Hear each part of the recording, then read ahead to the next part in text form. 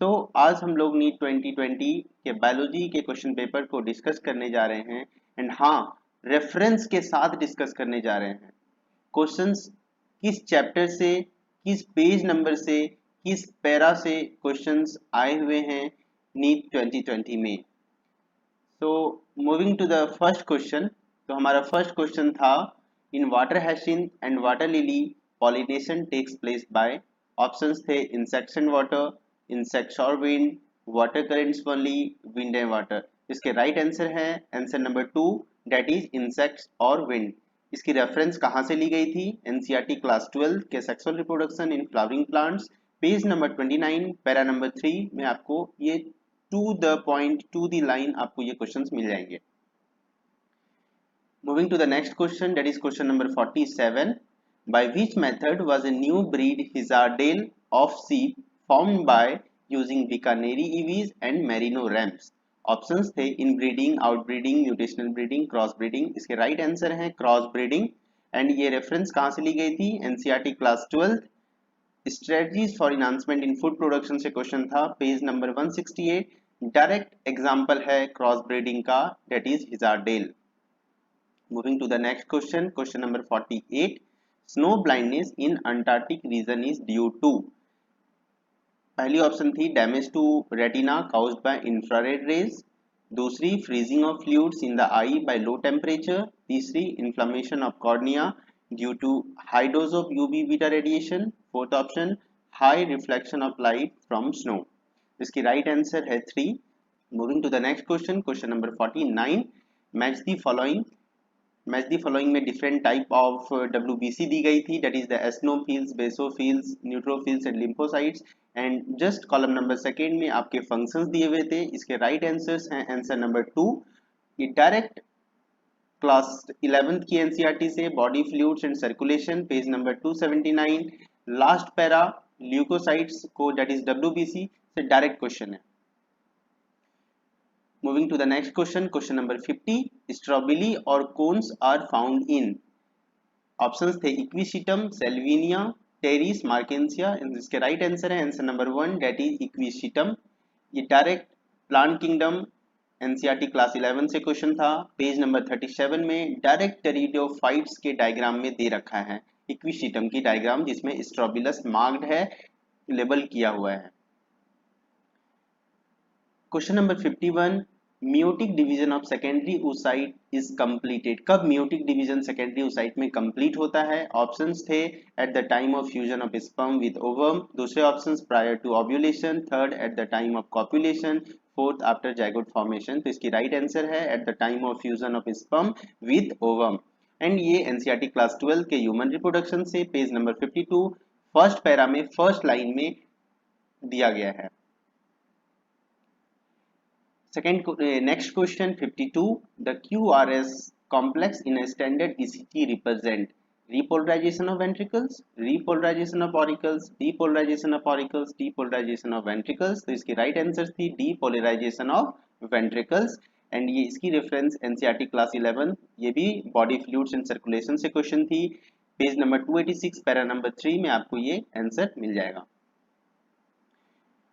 Moving to the next question, question number 53. If the distance between two consecutive base pair is 0.34 nanometer and the total number of base pairs of DNA double helix in a typical mammalian cell is 6.6 into 10 to the power 9 base pair, then the length of the DNA is approximately। two consecutive base pair के distance दे रखे थे, number of base pairs भी दे रखे थे, आपको सिर्फ बताना था length of DNA, जो कि डायरेक्ट एनसीईआरटी से क्वेश्चन डाटाबेस पूछ दिया गया था, बेस पेयर भी सेम दे दिया गया, आपको कंसेक्यूटिव बेस का डिस्टेंस भी दे दिया गया और उसका डायरेक्ट आंसर 2.2 मीटर्स होता है, आंसर नंबर 4। ठीक है, तो ये भी क्लास 12 के मॉलिक्यूलर बेसिस ऑफ इनहेरिटेंस में page number 99 packaging of DNA helix वाला सेक्शन में आपको ये डायरेक्ट आंसर मिल जाएगा। Question number 54. The plant parts which consist of two generation one within the other. कौन से प्लांट पार्ट्स में दो जनरेशन पाए जाते हैं? तो इसके ऑप्शंस थे pollen grains inside the anther, germinated pollen grains with two male gametes, seed inside the fruit, embryo sac inside the ovule। तो इसके आंसर्स होंगे pollen grain inside the anther and embryo sac inside the ovule। तो correct answer है answer number 1, that is A and D। ये conceptual question था, ये भी NCERT का ही क्वेश्चन है, लेकिन डायरेक्ट लाइन नहीं दी गई है, कंसेप्ट है। सो प्लीज एनसीईआरटी पढ़ो। हमारा नेक्स्ट क्वेश्चन था question number 55, how many true breeding pea plant varieties did Mendel select as pairs which were similar except in one character with contrasting traits. तो पहले option थे 8, four, दूसरे option थे 4 contrasting traits, third में 2 contrasting traits and four में 14 contrasting traits. तो इसके answers होंगे answer number 4 that is 14 contrasting traits. तो ये भी क्लास 12 की NCERT genetics principles of inheritance and variations का क्वेश्चन है, पेज नंबर 70 में लास्ट पैरा में आपको ये डायरेक्ट लाइन मिल जाएगी। Moving to the next question, question number 56, इसमें डिफरेंट टाइप ऑफ माइक्रोब्स दिए गए हैं कॉलम नंबर 1 में एंड कॉलम 2 में भी आपको दिए गए हैं उसके जो प्रोडक्ट्स हैं। तो आप जब इसके आंसर देखेंगे तो इसके आंसर्स होंगे आंसर नंबर 3, ये भी क्लास एनसीईआरटी क्लास 12 का था, माइक्रोब्स इन ह्यूमन वेलफेयर में, पेज नंबर 183 सेक्शन 10.2.3 से डायरेक्ट क्वेश्चन है। Moving to the next question, question number 57. Which of the following hormone label will cause the release of ovum, that is ovulation, from the Graafian follicle? Options थे low concentration of FSH, high concentration of estrogen, high concentration of progesterone, low concentration of luteinizing hormone। तो इसके right answer है high concentration of estrogen, जो कि NCERT class 12 के human reproduction से था। जब आप डायग्राम को देखोगे मेंस्ट्रुअल साइकिल की, तो आप देखोगे कि जब एस्ट्रोजन की कंसंट्रेशन हाई हो जाती है तब ओवम का रिलीज होता है। Next question, question number 58, which of the following refer to correct examples of organisms which have evolved due to the changes in environment brought about by anthropogenic action? इसमें कौन सा ह्यूमन एक्शन के through environment में changes आ रहे हैं? तो इसके options थे Darwin finches of Galapagos island, herbicides resistant weeds, drug resistant eukaryotes, man created breeds of domesticated animal like dogs। तो इसमें आपको anthropogenic action that is the human action दिखेंगे ऑप्शन नंबर बी में, सी में एंड डी में। तो इसके correct answer थे आंसर नंबर 4, ये भी कंसेप्चुअल क्वेश्चन था, मतलब वर्ड से क्वेश्चन, वर्ड से खेला गया है, that is the anthropogenic action. तो ये भी एक कंसेप्चुअल क्वेश्चन था इवोल्यूशन से। Next question, question number 59, which of the following statements are true for the phylum Chordata? इन ऑप्शंस थे in Urochordata notochord extends from head to tail and it is present throughout their life। Option number B, in vertebrates notochord is present during the embryonic period only। 3 में central nervous system is dorsal and hollow and the last option is chordata is divided into 3 subphyla, hemichordata, tunicata and cephalochordata। तो इसके answer होती invertebrates notochord is present during the embryonic period only and central nervous system is dorsal and hollow, that is the option number 1, B and C are correct। Okay तो ये NCERT class 11 के animal kingdom page number 55 section 4.2.1 में आपको direct answer मिलेगा इसका।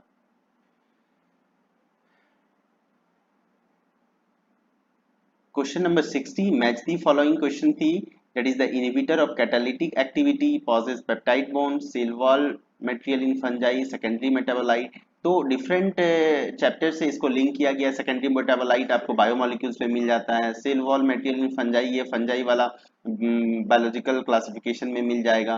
तो different जगह से ये एनसीईआरटी का कॉम्बिनेशन था, तो मैंने इसलिए इसको रेफर किया है एनसीईआरटी क्लास 11 के बायोमोलिक्यूल से। तो आपको बायोमोलिक्यूल्स में सी डी ऑप्शन मिल जाते हैं और बी भी मिल जाएगा और इनहिबिटर ऑफ कैटालिटिक एक्टिविटी भी आपको मिल जाता है। तो इसके राइट आंसर है answer number 2।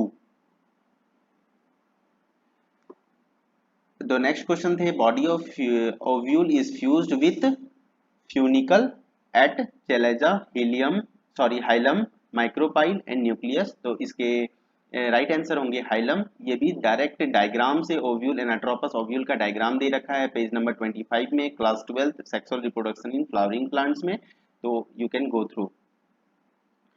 Question number 62, the process responsible for facilitating the loss of water in liquid from the tip of the grass blades at night and in the early morning, इसको हम क्या कहते हैं वो पूछा गया था। That is the plasmolysis, transpiration, मतलब किसके द्वारा होता है, उसको तो गटेशन कहते हैं, लेकिन ये पूछा गया प्रोसेस को क्या कहते हैं। तो प्रोसेस था रूट प्रेशर के थ्रू होता है वो। तो आंसर हो जाएगा आंसर नंबर 3। ये रेफरेंस आपको एनसीईआरटी क्लास 11 में एकदम टू द लाइन लिखा हुआ है यहीं पे ट्रांसपोर्टेशन इन प्लांट्स में पेज नंबर 186 में पैरा नंबर 11.3.2.1 में। Moving to the next question, that is 63. Which of the following statements about the inclusion body is incorrect? तो कौन सा inclusion body के लिए incorrect पूछा था? तो incorrect इसमें options थे, these represent reserve materials in cytoplasm, these are not bound by any membrane, these are involved in ingestion of food particles, they lie free in the cytoplasm. तो option 1, 2 and 4 correct हैं, लेकिन option number 3 जो है वो incorrect है। ये ingestion में कोई भी हेल्प नहीं करता है। तो ये क्लास एनसीईआरटी क्लास 11th में सेल के यूनिट में दी गई है, पेज नंबर 129 पैरा नंबर 8.4.2 में आपको ये क्वेश्चन दिख जाएंगे। Question number 64, match the following थी। तो ये भी रिप्रोडक्शन, ह्यूमन रिप्रोडक्शन से क्वेश्चन था। प्लासेंटा, जोना पेल्यूसिडा, बल्बो यूरेथ्रल, ये पूरा डिफरेंट पेजेस से है। मैंने पेज को रेफर कर दिया है यहाँ पे, पेज नंबर 53 सेक्शन 3.6 में मिलेगा, पेज नंबर 51 में फिगर 3.10 में आपको मिल जाएगा, पेज नंबर 44 में सेकेंड सेक्शन 3.1 में लास्ट पैरा, फिर लास्ट वाला जो ऑप्शन है लेडिक सेल्स, ये page number 43 para number 2 second last line में मैंने आपको रेफर कर दिया है। इसकी आंसर होगी आंसर नंबर 1। अब है question number 65, the process of growth in is maximum during. Growth maximum कब है होगा? डोरमेंसी में, लॉग फेज में, लैग फेज में, सेनिसेंस में। ये आप डायग्राम से भी रेफर कर सकते हो, नहीं तो पैरा नंबर 2 में भी लिख रखा है NCERT class 11 plant growth and development में पेज नंबर 243 में। तो इसका आंसर होगा log phase. Question number 66, match the organism with its use in biotechnology. Organism को मैच करना है अलॉन्ग विथ इट्स यूज, उसका यूजेस क्या क्या है।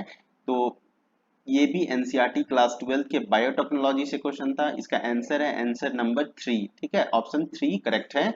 इसका भी रेफर मैंने किया है पेज नंबर 203 पैरा नंबर 1 में, ऑप्शन बी है, ए है page number 209 para number 1, option C page number 200 para number 2, page number 194 last para first line में आपको ऑप्शन डी मिल जाएंगे।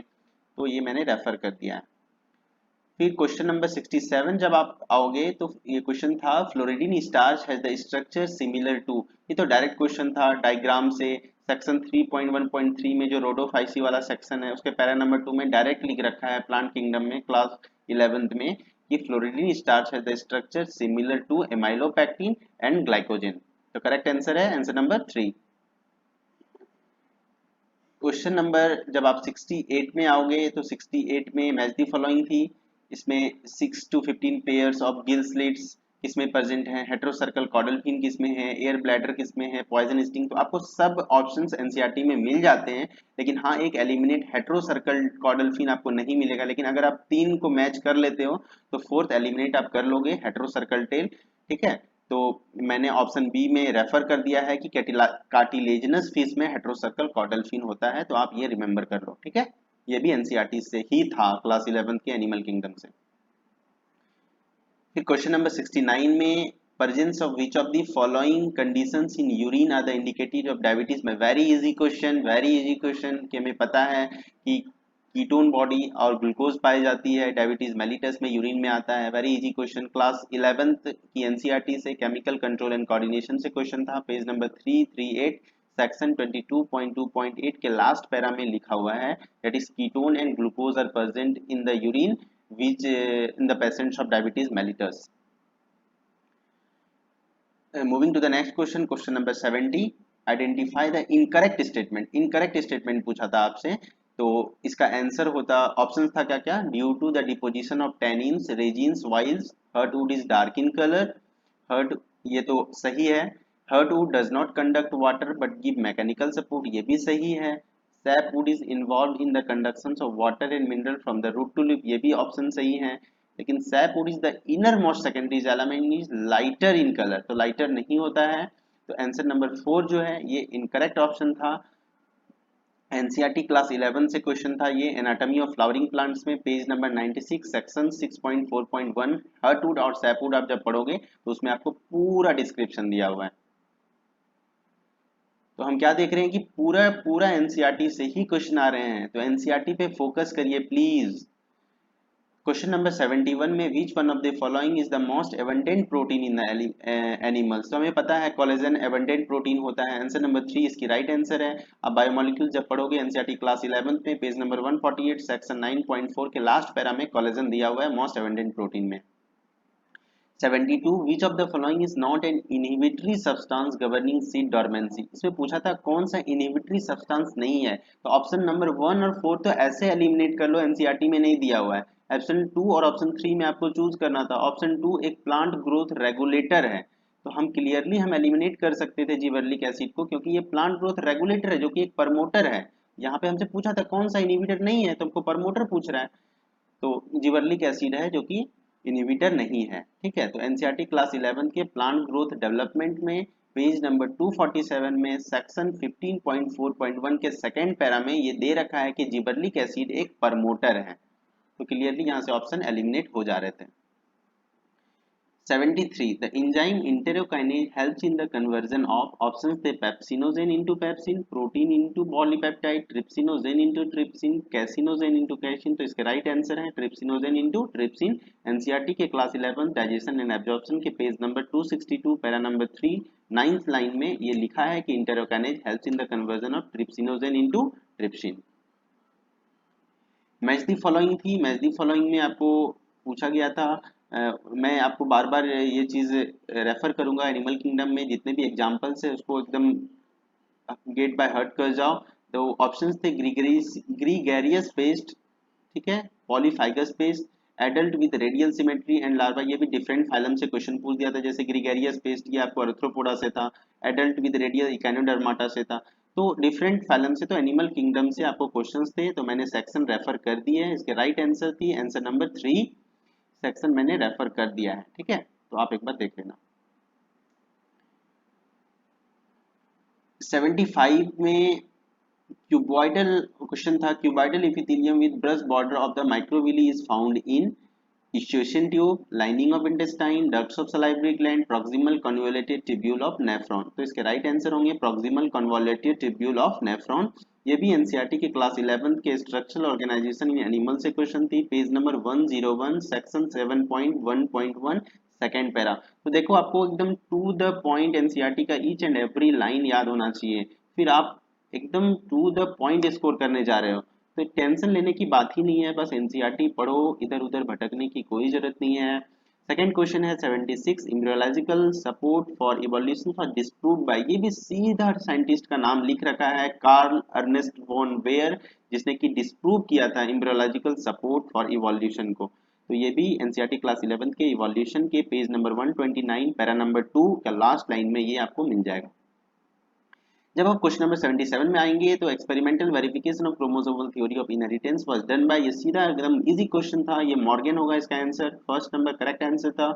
तो इसकी रेफरेंस क्लास 12 के जेनेटिक्स के फर्स्ट चैप्टर से ली गई है, पेज नंबर 83 पैरा नंबर 2।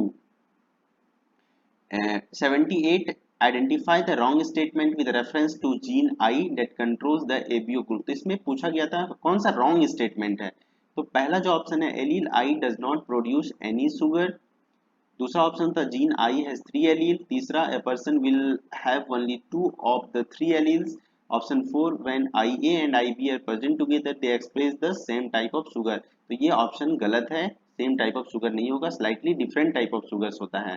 तो इसका एनसीईआरटी क्लास 12 से जेनेटिक्स 1 के पेज नंबर 77 सेक्शन 5.2.2.2 के कोडोमिनेंस के 8th लाइन ऑप्शन नंबर 4 से डायरेक्ट क्वेश्चन है। ठीक है, तो सेक्शन 5.2.2.2 के कोडोमिनेंस से क्वेश्चन है, और ये जो मैंने रेफर किया है सिर्फ ये जो सेक्शन आपको ये आंसर मिलेगा, ये मैंने ऑप्शन 4 को रेफर किया जो कि 8th लाइन में प्रेजेंट है कोडोमिनेंस। ठीक है, ऑप्शन 4 को मैंने रेफर किया है यहाँ पर। Identify the basic amino acid from the following, basic amino acid को आइडेंटिफाई करना था, ये इसका आंसर है लाइसिन। ठीक है, जो कि बेसिक एमिनो एसिड है, ये भी क्लास 11 के बायोमोलिक्यूल से क्वेश्चन है, पेज नंबर 144 में पैरा नंबर 2 में बेसिक एमिनो एसिड दे रखा है। Dissolution of synaptonemal complex occurs during, कौन से फेज में डिसोल्यूशन हो जाती है सिनेप्टोनिमल कॉम्प्लेक्स, तो हमें पता है डिप्लोटीन होगा इसका आंसर, आंसर नंबर 4। ये रेफरेंस एनसीईआरटी क्लास 11 के cell cycle and cell division से था, page number 168 para number 3 first line. Option number question number 81, some dividing cells exit the cell cycle and enter vegetative inactive stage। उस inactive stage को quiescent stage कहते हैं। तो ये पूछा गया था the process occurs at the end of which phase. इसका आंसर होगा एम फेज, करेक्ट आंसर 2। तो रेफरेंस कहाँ से है? क्लास 11 से, सेल साइकिल एंड डिवीजन के page number 164 para number 1। Question number 82, match the following columns and select the correct option. तो different glands, endocrine glands आपको दे रखे थे, pituitary, thyroid, adrenal and pancreas, and different type of disease associated with glands भी दे रखा था। इसको आपको match करना था। इसका करेक्ट आंसर होगा answer number 4।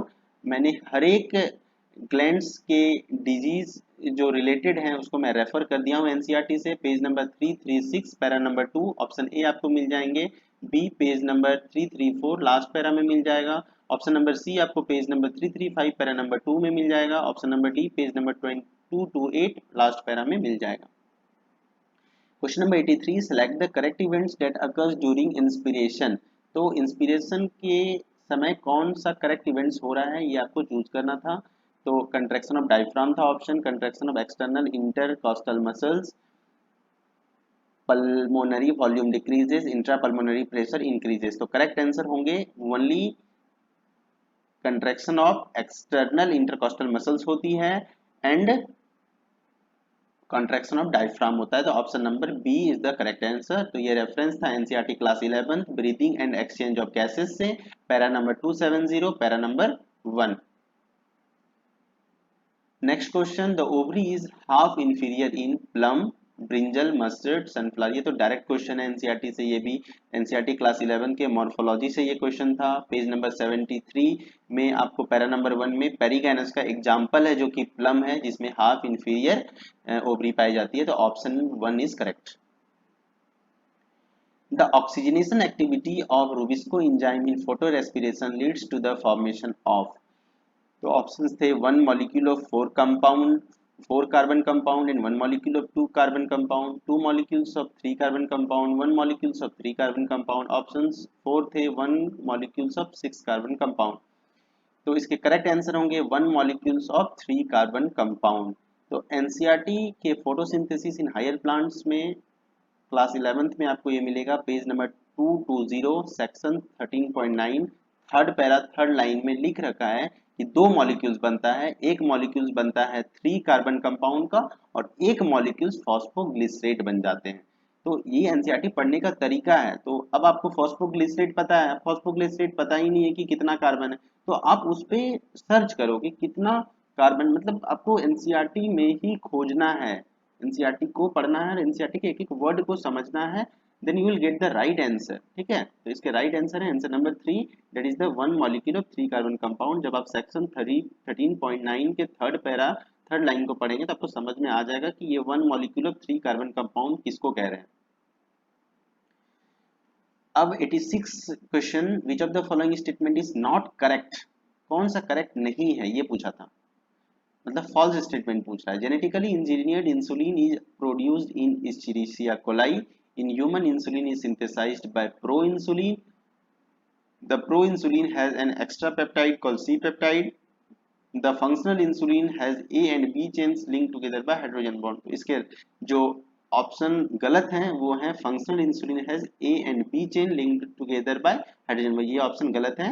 It is the answer number 4 is the false statement जो कि यहाँ पे करेक्ट हो जाएगा। ठीक है, तो आंसर 4 होगा इसका। रेफरेंस कहाँ से लिया गया है, क्लास 12 के बायोटेक्नोलॉजी से, पेज नंबर 210 से 211 आप जब पढ़ोगे तो आपको सारा स्टेटमेंट ये ट्रू द पॉइंट मिल जाएगा, सेक्शन 12.2.1।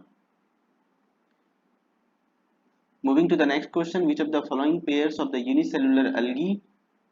तो इसमें कौन सा यूनिसेलुलर एल्गी का पेयर है, Chlorella and Spirulina, Laminaria Sargassum, Gelidium Gracilaria, Anabaena and Volvox. इसका राइट आंसर है क्लोरेला एंड स्पाइरुलिना। तो सॉरी, तो करेक्ट आंसर आंसर नंबर 1 है, जो कि आपको क्लोरेला आपके फर्स्ट चैप्टर बायोलॉजिकल क्लासिफिकेशन में मिल जाता है और स्पाइरुलिना आपको strategies for enhancement in food production में आपको दिया गया है स्पाइरुलिना के बारे में, ठीक है। तो page number 8 of class 11 para number 1 में आपको क्लोरेला मिल जाएगा, और पेज नंबर 176 ऑफ क्लास 12 में सेक्शन 9.3 पैरा नंबर 3। तो आप यहाँ पे क्या देखें, क्लास 11 एंड क्लास 12 को मिला के ऑप्शन बना दिया है, ठीक है। तो कितना ज्यादा लिंक करके पढ़ने का जरूरी है वो आप देख लो। Option number question number 8, choose the correct pair from the following. तो इसमें करेक्ट पेयर चूज करना था। एक्सोन्यूक्लियस क्या करता है, make the cuts at the specific position within DNA, ligase join the two DNA molecules, polymerase break the DNA into two fragments, nuclease separate the two strands of DNA. तो correct answer था ligase, जो कि दो DNA molecule को join करता है। तो इसका रेफरेंस क्लास 11, ये भी बायोटेक्नोलॉजी से क्वेश्चन थी, बायोटेक्नोलॉजी के फर्स्ट पार्ट से, पेज नंबर 197 पैरा नंबर 4 के लास्ट लाइन में दिया गया है। Question number 89, identify the wrong statement with reference to immunity. fetus receives some antibodies from the mother, it is an example of passive immunity। जब आप passive immunity active immunity पढ़ेंगे तो ये टू द पॉइंट लाइन एकदम वहीं से दी गई है, इसलिए इसकी आंसर जो थी active immunity is quick and gives full response, ये वाला रॉन्ग स्टेटमेंट, और 1 2 3 इज द राइट स्टेटमेंट। तो एनसीईआरटी क्लास 12 के ह्यूमन हेल्थ एंड डिजीज से ये क्वेश्चन था, page number 152 section 8.2.3 para number 1 third line में आपको ये मिल जाएंगे। Which of the following would help in the prevention of diuresis? ठीक है, तो ऑप्शंस थे decrease in the secretion of renin by JG cells, more water reabsorption due to the under secretion of antidiuretic hormone, reabsorption of sodium and water from the renal tubules due to aldosterone, atrial natriuretic factor causes vasoconstriction. इसके right answer जो होंगे वो होंगे reabsorption of sodium and water from the renal tubules due to aldosterone. तो ये reference कहाँ से था, एनसीईआरटी क्लास 11 एक्सक्रीटरी प्रोडक्ट से था, एक्सक्रीशन चैप्टर से, page number 297 section 19.5 para number 3 seventh line. Question number 91, the transverse section of the plant shows the following anatomical features. तो जब आप ट्रांसवर्स सेक्शन देखते हो तो आपको कौन सा एनाटॉमी दिखता है, तो ये एनाटॉमी दी गई थी, जैसे large number of scattered vascular bundles surrounded by bundle sheath, किसके एनाटॉमी में दिखता है, डाइकोटिलिडनस में रूट में दिखता है, मोनोकोटिलिडनस स्टेम में दिखता है, मोनोकोटिलिडनस रूट में दिखता है, डाइकोटिलिडनस स्टेम में दिखता है। तो दूसरी ऑप्शन थी large conspicuous parenchymatous ground tissue vascular bundles conjoint and closed phloem parenchyma absent. तो ये सारे आपको एनाटॉमी को देखना था, और ये एनाटॉमी देखना था कौन किससे मैच कर रहा है, that is the dicotyledonous root से, मोनोकोटिलिडनस ने मोनोकोटिलिडनस रूट से, डाइकोटिलिडनस स्टेम से, तो ये मैच कर रहा था मोनोकोटिलिडनस स्टेम से। तो करेक्ट आंसर होगा आंसर नंबर 2। एनसीईआरटी क्लास 11 के एनाटॉमी ऑफ फ्लावरिंग प्लांट से ये क्वेश्चन थी, पेज नंबर 93 सेक्शन 6.3.4। जब आप पढ़ेंगे monocotyledonous stem, you will get all the four options A B C and D, ठीक है। रे फ्लोरेट्स में कैसी ओवरी पाई जाती है, तो इंफीरियर ओवरी पाई जाती है, ये भी direct NCERT class 11 by morphology of flowering plants para page number 73 para number 1 last line में ये दिया गया है। Moving to the next question, question number 93, select the correct statement, insulin is insulated with hyperglycemia, glucocorticoid stimulates gluconeogenesis, glucagon is associated with hypoglycemia, insulin acts on the pancreatic cells and adipocytes. Answer, correct answer is the glucocorticoid stimulate gluconeogenesis। तो NCERT class 11 chemical coordination and integration से, ये भी NCERT से देखो question है, page number 337 para number 3 first line से question है। Question number 94, which of the following statement is correct. तो इसमें करेक्ट कौन सा है, adenine does not pair with thymine, ये फॉल्स स्टेटमेंट है। Adenine pairs with thymine through the 2 hydrogen bond, ये करेक्ट ऑप्शन है। Adenine pair with thymine through 1 hydrogen bond, false option है। Adenine pair with thymine through the 3 hydrogen bond, false option है। तो इसका correct answer है answer number 2। ये भी NCERT का डायरेक्ट क्वेश्चन था, class 12 molecular basis of inheritance, page number 97 para number 4 third point second line में आपको ये थर्ड पॉइंट सेकंड लाइन में आपको ये वाला लिखा हुआ मिलेगा, adenine pairs with thymine through 2 hydrogen bonds. Question number 95, which of the following is not is put into anaerobic sludge digester for the further sewage treatment। जब anaerobic sludge digester में हम क्या क्या डालते हैं, एक्टिवेटेड स्लज डालते हैं, primary floating debris, effluent of primary treatment. तो इसका राइट आंसर है एक्टिवेटेड स्लज। रेफरेंस क्या होगा, एनसीईआरटी क्लास 12 से था, microbes in human welfare, page number 184 में लास्ट पैरा थर्ड लाइन में आपको डायरेक्ट लिखा हुआ मिलेगा, एक्टिवेटेड स्लज को हम डालते हैं एनारोबिक स्लज डाइजेस्टर में for the further severe treatment. Moving to the next question, question number 96. Name the plant growth regulators which, upon spraying on sugarcane crop, increase the length of stem, thus increasing the yield of sugarcane crop. तो options थे abscisic acid, cytokinin, gibberellic, ethylene. तो options इसके correct option है gibberellin. NCERT class 11 से ये भी question थी, plant growth and development से है, page number 249 section 15.4.3.2 para number 2 second line में दिया गया है जिबरेलिन, जो कि रेस्पॉन्सिबल होता है increase in the length of the stem sugarcane में। okay, moving to the next question, question number 97. The root that originates from the base of the stem, the right answer क्या होगा, lateral roots होगा, fibrous होगा, primary होगा, prop होगा। तो right answer इसका fibrous root है। Reference NCERT class 11 morphology of flowering plants, page number 66 para number 1 fifth line में डायरेक्ट दे रखा है, fibrous root originate from the base of the stem. Moving to the next question, the specific palindromic sequence which is recognized by Ecoari, that is the Escherichia coli restriction endonuclease। तो इसमें हमको palindromic sequence choose करना था, तुमको याद होना चाहिए कि GAATTC इसकी पैलिंड्रोमिक सीक्वेंस होती है। तो ऐसे ही ऑप्शन एलिमिनेट हो रहा था question option number 2। Option number 2 is the right answer. Reference ये भी बायोटेक्नोलॉजी का डायरेक्ट डायग्राम से फिगर से क्वेश्चन है, figure number 11.1 page number 196 biotechnology से डायरेक्ट क्वेश्चन था class 12। Moving to the next question, question number 99. Match the following columns and select the correct option. Column number 1 में दे रखा था फ्लोटिंग रिब्स है, एक्रोमियन है, स्कैपुला है, ग्लिनोइड कैविटी है, एंड इसको आपको इसके फीचर से मैच करनी थी। इसका करेक्ट आंसर था आंसर नंबर 1। इसका भी रेफरेंस एनसीईआरटी क्लास 11 के लोकोमोशन और मूवमेंट में आपको मिल जाएगा, पेज नंबर 310 से जब आप 311 पढ़ोगे तो सारे ऑप्शंस आपको मिल जाएंगे। Okay, moving to the next question, question number 100। If the head of the cockroach is removed it may live for few days. जब मैं ये क्वेश्चन देखा तो मेरे को लगा शायद ये क्वेश्चन ना हो एनसीईआरटी, मैं भी इतना अच्छा से एनसीईआरटी पढ़ता हूँ लेकिन थोड़ा मिस कर गया था ये क्वेश्चन। लेकिन हाँ, जब मैं एनसीईआरटी देखा तो ये भी एनसीईआरटी से ही पेपर है। तो इसका जो करेक्ट आंसर है answer number 4, that is the head holds a small portion of nervous system while the rest is situated along the ventral part of its body. ये डायरेक्ट एकदम to the point to the line लिखा हुआ है NCERT में, page number 114 para number 3 fourth line में, जो कि structural organisation in animal का है, क्लास 11 एनसीईआरटी में दिया गया है। ठीक है, moving to the next question, match the following disease with causative organism and select the. तो इसमें हम देखना था कि टाइफाइड कौन से ऑर्गेनिज्म कौन से माइक्रोब से हो रहा है, निमोनिया किससे हो रहा है, फलेरिया किससे हो रहा है, मलेरिया किससे हो रहा है। तो इसकी जो करेक्ट ऑप्शन थी, करेक्ट आंसर थी, वो थी आंसर नंबर 3। ये भी क्लास 12 के एनसीईआरटी से ह्यूमन हेल्थ एंड डिजीज से क्वेश्चन थे, पेज नंबर 146 147 149 में आपको different type of disease and causative microbes दिए गए हैं। So please go through it, you will find all the answers. Option number, question number 102, what is the important site for formation of glycoprotein and glycolipids in eukaryotic cells। ये भी direct question NCERT. इन Golgi body में glycoprotein and glycolipids जो कि है formation होती है eukaryotic cells में। तो इसके करेक्ट आंसर गोल्जी बॉडी होगी। ये भी क्लास 11 के सेल से क्वेश्चन था, पेज नंबर 134 सेक्शन 8.5.3.2 में गोल्जी apparatus दिया गया है। उसके लास्ट पैरा लास्ट लाइन में जब आप देखेंगे तो ये डायरेक्ट लिखा गया है, Golgi body is the important site for formation of glycoprotein and glycolipid in eukaryotic cells.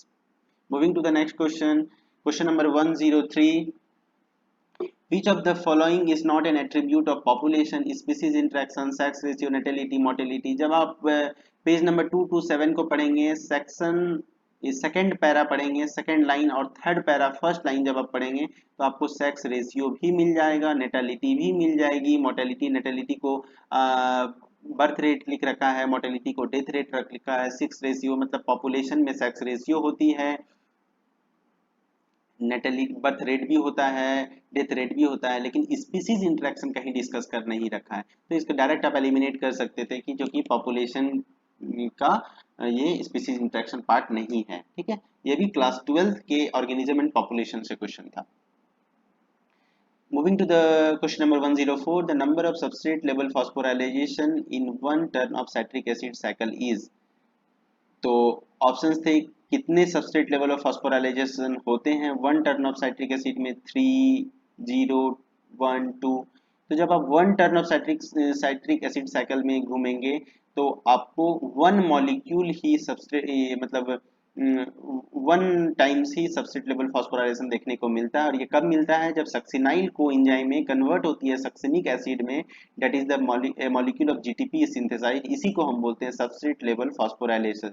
ये भी एनसीईआरटी क्लास 11 के रेस्पिरेशन इन प्लांट से क्वेश्चन है, page number 232 para number 1 fourth line में लिख रखा है, आप एक बार जाके देखो।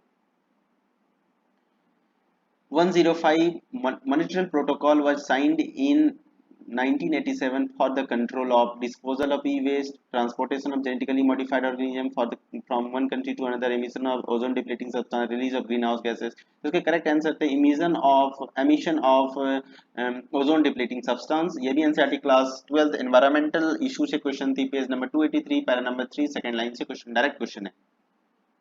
Moving to the second question, bilateral symmetrical and acoelomate animals are exemplified by Annelida, Ctenophora, Platyhelminth, Escalminthis। तो ये प्लेटीहेल्मिन्स में आपको बायलैटरल सिमेट्रिकल एंड एसिलोमेट्स देखने को मिलेंगे। जब आप एनसीईआरटी क्लास 11 के एनिमल किंगडम को खोलेंगे, पेज नंबर 49 फिगर नंबर 404.4 में आपको bilateral symmetrical and acoelomate mark किया हुआ दिखेगा प्लेटीहेल्मिन्स में।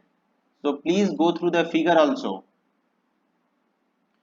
And moving to the question number 107, identify the wrong statement with reference to transport of oxygen।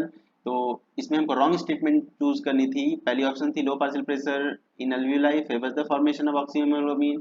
दूसरा ऑप्शन था binding of oxygen with the haemoglobin is mainly related to partial pressure of oxygen. Partial pressure of CO2 can interfere with the oxygen binding with haemoglobin. Higher concentration of H+ concentration alveoli. यहाँ पे ये option जो है wrong statement है। Low concentration of low concentration होती है H+ ions की, जो कि अल्वियोलाई में फेवर करता है फॉर्मेशन ऑफ ऑक्सीहीमोग्लोबिन के। तो करेक्ट आंसर यहाँ पे क्या हो जाएगा? 4। तो ये भी क्लास 11th में breathing and exchange of gases का क्वेश्चन था, पेज नंबर 275 सेक्शन 14.4.1 में 13th लाइन में आपको लिखा हुआ दिखेगा कि less H+ concentration in alveoli favors the formation of oxyhemoglobin। Okay, now moving to the question number 108, identify the wrong statement with regard to restriction enzyme। तो wrong statement choice करनी थी, sticky ends can be joined by the using DNA ligase। Each restriction enzyme function by inspecting the length of the DNA sequence, they cut the strands of the DNA at the palindromic site, they are helpful in genetic engineering। तो option number 1 जो है ये wrong statement है, sticky ends can join by using the DNA ligase। ये भी class 12 की biotechnology से question है। हम देख रहे हैं बायोटेक्नोलॉजी से इस बार बहुत ज़्यादा क्वेश्चन आए हैं। पेज नंबर 196 से 197 में आप जब पढ़ेंगे, थर्ड पैरा और सेकंड पैरा में आपको ये सारे पॉइंट्स आपको मिल जाएंगे। Moving to the next question, question number 109, which of the following is correct about viroids.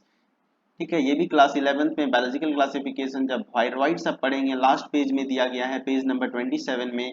तो वायरॉइड्स में सारे पॉइंट्स दे रखे हैं। They have the free DNA without protein code, they have RNA with the protein code, they have free RNA without protein code, they have DNA with protein code. तो option number 3 जो है ये correct statement है कि they have the free RNA without protein code, and 1, 2 and 4 are the false statement। Okay, so go through viroids। The sequence that controls the copy number of the linked DNA in the vector is termed as recognition site कहते हैं, selectable marker कहते हैं, ORI site कहते हैं, palindromic sequence तो इसको ORI site कहते हैं, जो कि कंट्रोल करती है copy number of link DNA। ये भी डायरेक्ट लाइन पूछ दिया एनसीईआरटी से। ये भी क्लास 12 के बायोटेक्नोलॉजी, देखो फिर बायोटेक्नोलॉजी का क्वेश्चन है, page number 199 para number 1 third line 11th 111 question number 111, match the following organ of कॉटी cochlea. ये ईयर से क्वेश्चन था। ऑर्गन ऑफ कॉटी कहाँ पाया जाता है? ऑर्गन ऑफ कॉटी आपको बेसिलर मेम्ब्रेन में पाया जाता है। कोक्लिया कहाँ पाया जाता है? कोक्लिया क्या है? क्वाइल्ड पार्ट ऑफ लेब्रिंथ है। लेब्रिंथ को हम इनर ईयर कहते हैं। मेरा लेक्चर देखो आप, एनसीईआरटी रीडर में मैं बताया हूँ कि लेब्रिंथ, एनसीईआरटी नहीं लिखी है कि लेब्रिंथ को इनर कहते हैं, वहाँ लिखा है फ्लूइड फिल्ड इनर ईयर, लेकिन देखो यहाँ सीधा लिख दिया है क्वाइल्ड पार्ट ऑफ लेब्रिंथ, मतलब coiled part of inner ear जो कि कॉक्लिया है। Eustachian tube connects the middle ear and pharynx, stapes attach to the oval window. तो इसका करेक्ट आंसर है आंसर नंबर 4। ये भी एनसीईआरटी क्लास 11 के neural control and coordination, page number 325 to 326 आप जब पढ़ोगे तो सारे ऑप्शंस आपको मिल जाएंगे।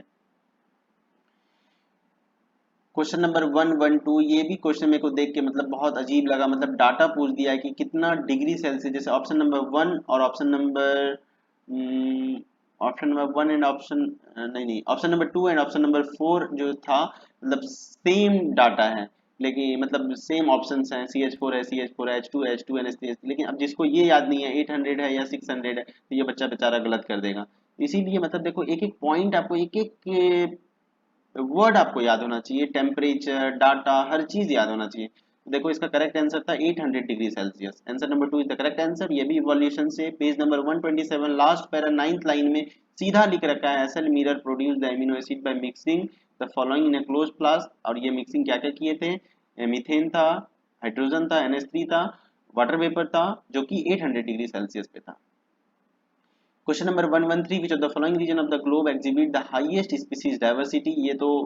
ये भी डायरेक्ट क्वेश्चन है क्लास 12th के बायोडाइवर्सिटी एंड कंजर्वेशन से, page number 261 section 15.1.2 15th line में दे रखा है कि अमेजन फॉरेस्ट जो है, जिसमें कि पूरे ग्लोब में सबसे ज्यादा डाइवर्सिटी पाई जाती है।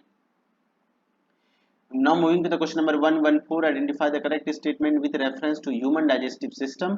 ये क्या क्या है ह्यूमन डाइजेस्टिव सिस्टम में, देखिए कौन सा करेक्ट स्टेटमेंट पूछा है। Vermiform appendix arises from the duodenum, गलत है। Ileum opens into the small intestine, गलत है। Serosa is the innermost layer of the alimentary canal, false statement है। Ileum is a highly coiled portion, ये लिख रखा है NCERT. Answer number 4 यहाँ पे करेक्ट ऑप्शन हो जाएगा, ilium is the highly coiled part. NCERT class 11th के डाइजेशन एंड एब्जॉर्प्शन से ये क्वेश्चन था, page number 259 para number 1 13th line में आपको ये लिखा हुआ मिलेगा, ilium is the highly coiled portion. तो ये ह्यूमन डाइजेस्टिव का करेक्ट स्टेटमेंट है। Moving to the question 115, BT cotton variety that was developed by the introduction of toxin gene of Bacillus thuringiensis resistant to, तो ये भी direct question दे दिया है, option दे दिया, insect predator and insect pest. अब देखो यहाँ पे जिसको प्रीडेटर और पेस्ट में जो बच्चा डिफरेंशिएट नहीं कर पाएगा, यहाँ पे ऑप्शन गलत हो जाएगा। देखो कितना एक एक वर्ड में कितना ध्यान देने का जरूरत है, insect predators and insect pest. तो इसका करेक्ट आंसर होता है इंसेक्ट पेस्ट। ये भी एनसीईआरटी क्लास 12 से माइक्रोब्स में है, पेज नंबर 187 पैरा नंबर 2 के 12th लाइन में आप जब पढ़ोगे तो सीधा लिखा हुआ है कि इंसेक्ट पेस्ट है, insect pest is the correct answer. Moving to the question number 116, thalassemia, haemophilia, phenylketonuria, sickle cell anaemia, कौन सा एक्स लिंक्ड है, कौन सा वाई लिंक्ड है, कौन ऑटोसोमल डोमिनेंट है, कौन ऑटोसोमल रिसेसिव है। तो ये भी आप जब पेज नंबर 90 टू 91 पढ़ोगे, क्लास 12 की NCERT principles of inheritance and variation, तो सब दे रखा है कि थैलेसीमिया क्या है, हीमोफीलिया क्या है।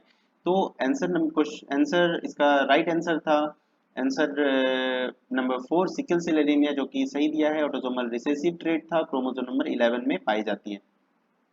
Moving to the question number 117, the infectious stage of plasmodium that enters the human body. बहुत सिंपल क्वेश्चन, स्पोरोजोइट इसकी राइट आंसर होगी, और ये क्लास 12th में ह्यूमन हेल्थ एंड डिजीज से क्वेश्चन था, page number 147 last para second line में दे रखा है।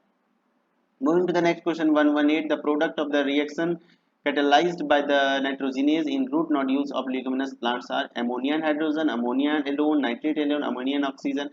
जब आप रिएक्शन देखोगे पेज नंबर 203 क्लास 11th के मिनरल न्यूट्रिशन में, तो रिएक्शन दे रखा है नाइट्रोजिनेज जब रिएक्ट करता है, नाइट्रोजिनियस के प्रेजेंस में जब रिएक्ट करता है, तो अमोनिया एंड हाइड्रोजन की फॉर्मेशन होती है, one molecules of ammonia and one molecules of hydrogen का फॉर्मेशन होता है, जो कि रिएक्शन में दिया गया है। तो please concentrate there, concentrate the reaction, you will get the answer.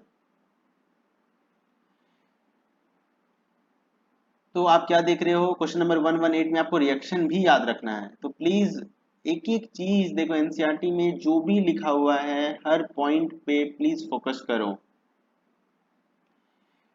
Moving to the question number 119, match the following columns and select the correct option। Column number 1 और कॉलम नंबर 2 में दे रखा था, कॉलम नंबर 1 में BT cotton, adenosine deaminase deficiency, RNAi infection, PCR.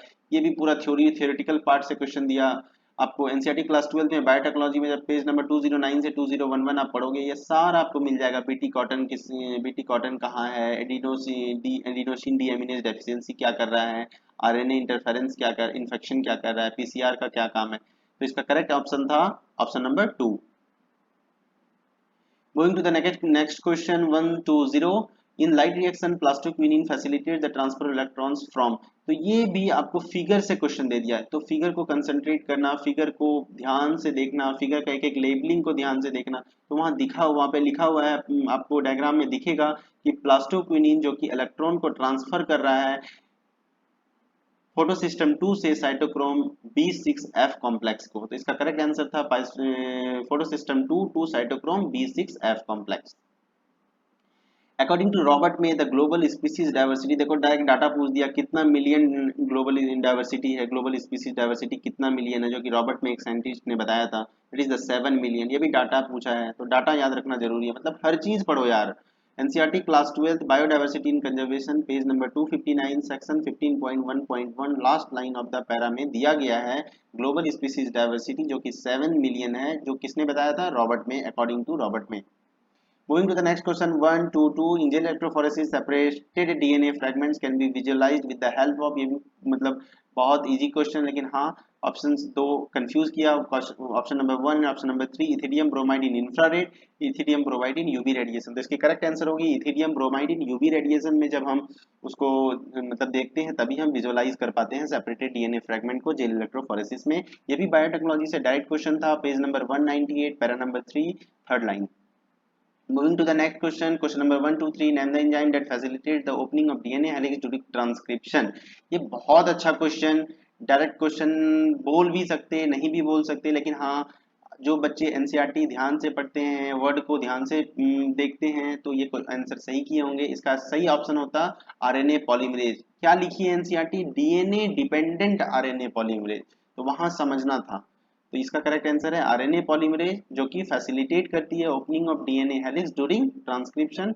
ये भी NCERT से ही है, मॉलिक्यूलर बेसिस ऑफ इनहेरिटेंस। जब आप page number 108 para number 1 third line को पढ़ोगे, you will get the DNA dependent RNA polymerase. Match the following 124 question था iron, ये भी मिनरल न्यूट्रिशन से क्वेश्चन था।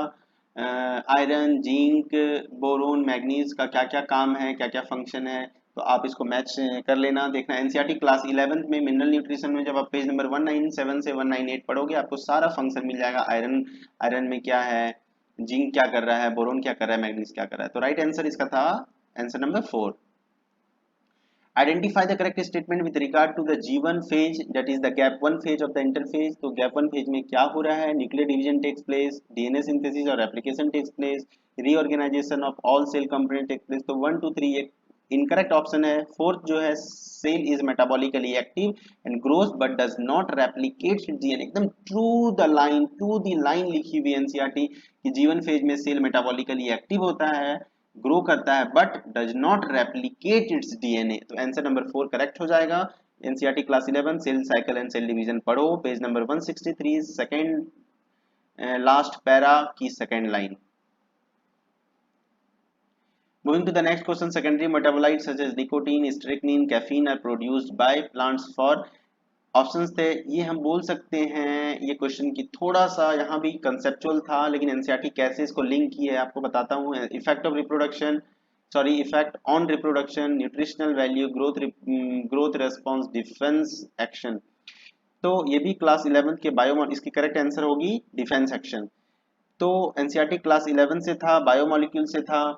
You can use elimination method in this question to eliminate options. क्यों, क्योंकि secondary metabolite economic importance के लिए use होता है। जैसे ड्रग्स जो है, ऑप्शन दे रखा है वहां पे, सेकेंडरी मेटाबोलाइट की फंक्शन में दे रखा है कि वो इकोनॉमिक इंपॉर्टेंस में यूज, ड्रग्स है, फिर आपका रबर है, ये सब है जो कि सेकेंडरी मेटाबोलाइट है। तो ड्रग्स क्या करता है, डिफेंस डिफेंस का काम करता है। तो यहाँ से आप देख सकते थे। तो आपको जब वर्ड याद रहेगा ना, एक एक वर्ड याद रहेगा, तब आप वहां पे एलिमिनेट कर पाओगे। This question is also from NCERT.